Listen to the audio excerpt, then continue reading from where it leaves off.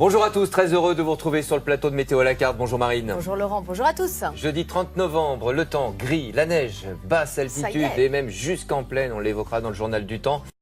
Et après les cultures souterraines, on découvre une plante aquatique qui se cultive sous serre, c'est la spiruline. Cette algue aux multiples vertus a le vent en poupe, c'est vrai, pour ses bienfaits bien sûr, mais aussi parce qu'elle se cultive assez facilement. Elle apprécie particulièrement la chaleur et un bon ensoleillement. Reportage de nos équipes de France 3 Régions.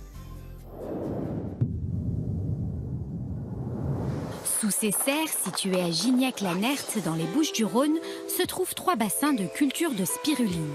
Cette algue est le nouveau complément alimentaire à la mode.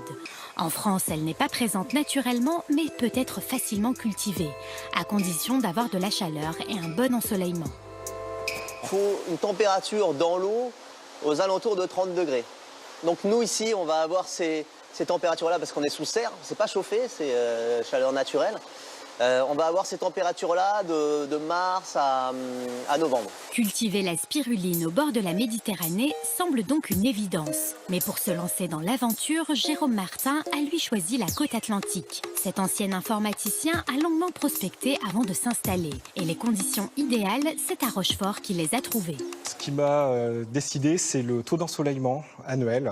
J'ai regardé réellement des cartes météo et j'ai cherché, je voulais m'installer sur la côte atlantique, donc l'endroit en France sur la côte atlantique où il y avait le plus de soleil.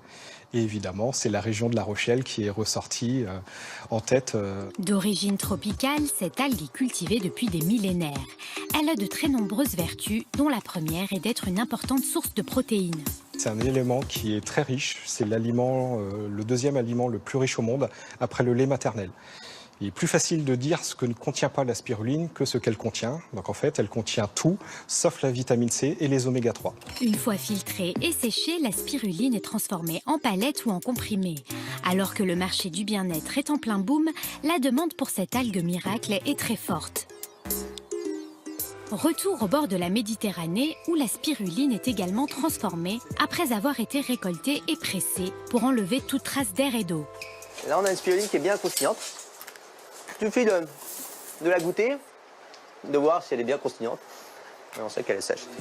Profitant au maximum du climat méditerranéen, Martin Petitjean a un nouveau projet. Développer la production de spiruline en milieu urbain en installant des cuves verticales sur les toits de Marseille.